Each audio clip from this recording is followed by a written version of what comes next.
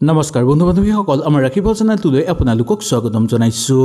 শাস্ত্ৰৰ মতে যিকোনো মহিলাই এই তিনিটা কাম কৰি থকাৰ সময়ত আমি দেখাটো উচিত নহয় বা পুৰুষসকলে কেতিয়াও চাব নালাগে। মহিলাক সন্মান কৰিলে সমাজখন উন্নত হয়।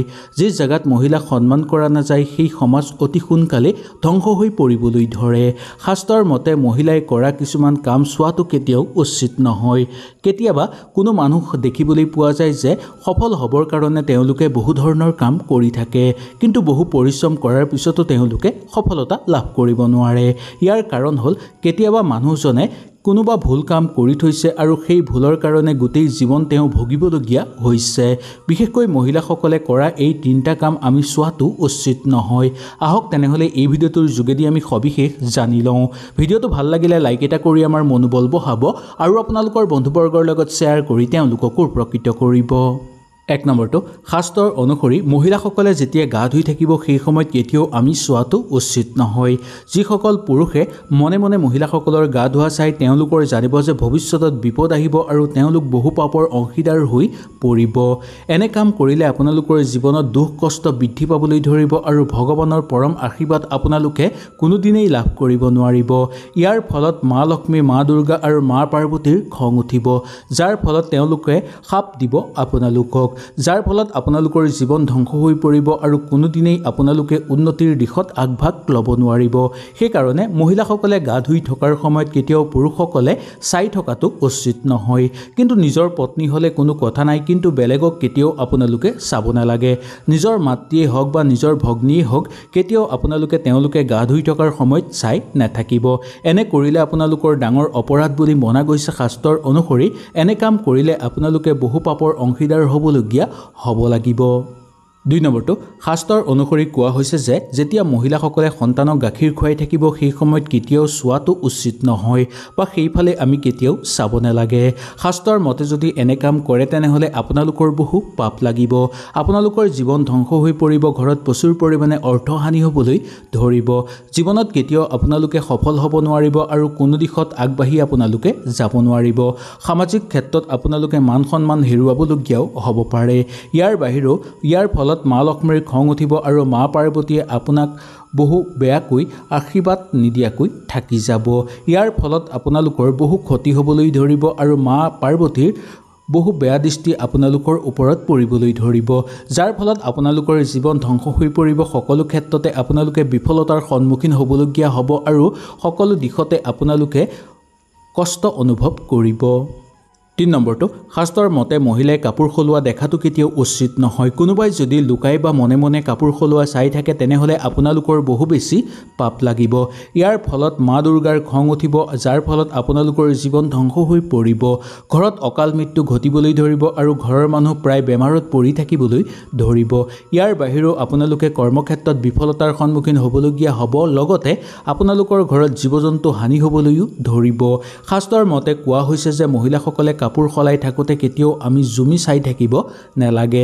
এনে কৰিলে আপোনালোকৰ বহু ক্ষতিসাধন হ'বলৈ ধৰিব, মহিলাগৰাকীৰ লাজ হৰণ হৈ পৰিব, যাৰ ফলত আপোনালোকৰ ঘৰৰ পৰা সকলো দেৱ দেৱী গুচি যাব, মা লক্ষ্মী আপোনালোকৰ ঘৰৰ পৰা গুচি যাব, যাৰ ফলত আপোনালোকৰ ঘৰত দুখ দৰিদ্ৰতা বৃদ্ধি পাবলৈ ধৰিব আৰু লগতে প্ৰচুৰ পৰিমাণে আপোনালোকৰ ঘৰত অৰ্থহানি হ'বলৈ ধৰিব।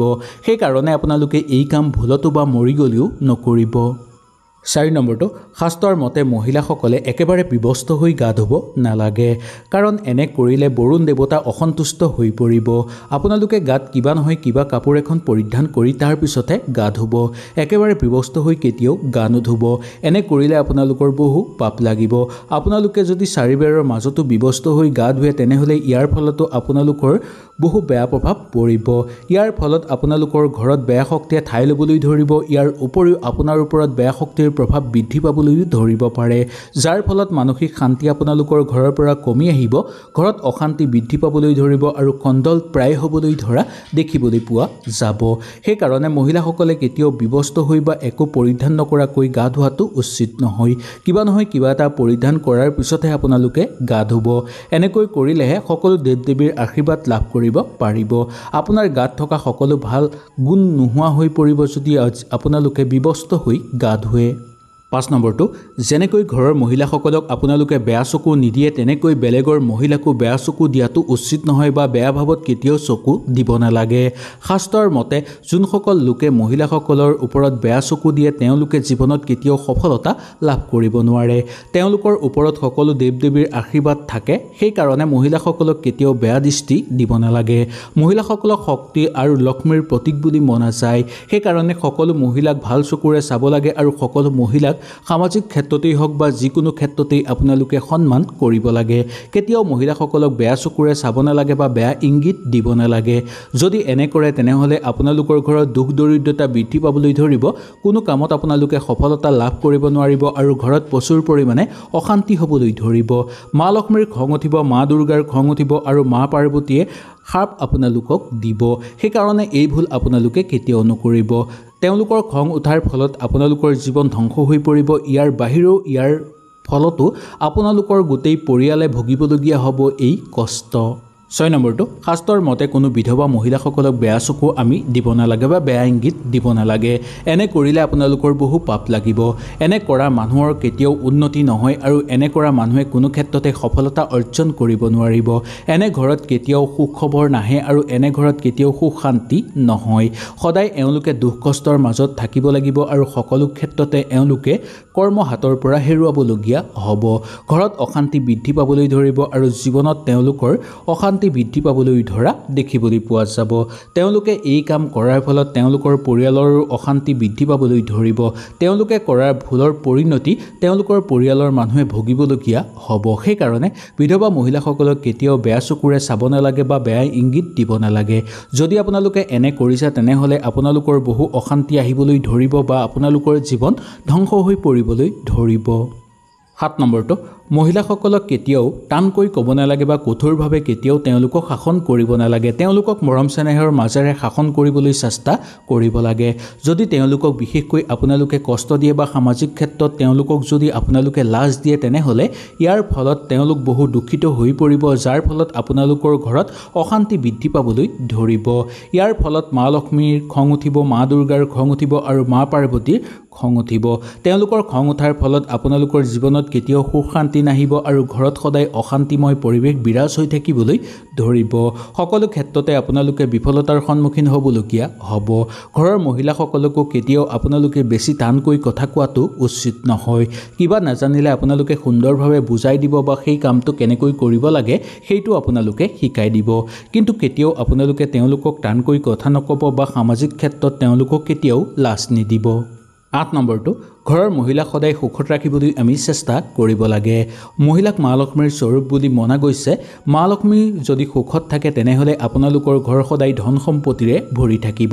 যদি মা লক্ষ্মীক সন্তুষ্ট কৰি ৰাখিব নোৱাৰে তেনেহ'লে আপোনালোকৰ ঘৰত অশান্তি আৰু দৰিদ্ৰতা বৃদ্ধি পাবলৈ ধৰিব। সেইকাৰণে মহিলাসকলক সদায় সুখত ৰাখিবলৈ চেষ্টা কৰিব আৰু তেওঁলোকে মনে বিচৰা সকলো কাম তেওঁলোকক কৰিবলৈ দিব। সেই কামত তেওঁলোকক কেতিয়াও বাধা নিদিব।